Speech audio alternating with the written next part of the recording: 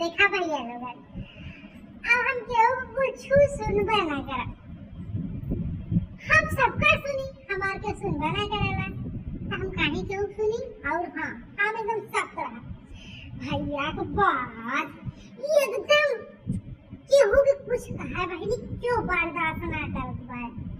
जब तू हमार ना बर्दाश्त कर तो हम कहाँ से करब।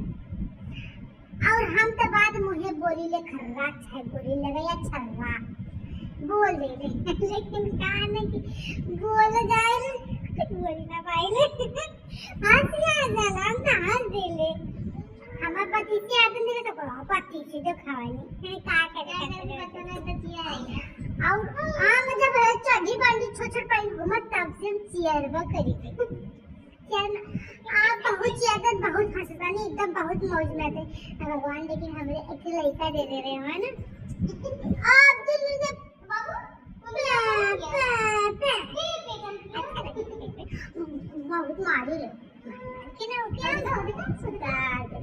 और हमारे लोग जने वो हरदम गुस्सा ही रहा गुस्सा पकड़ हाँ ये बहुत अच्छा और नहीं पता हाँ।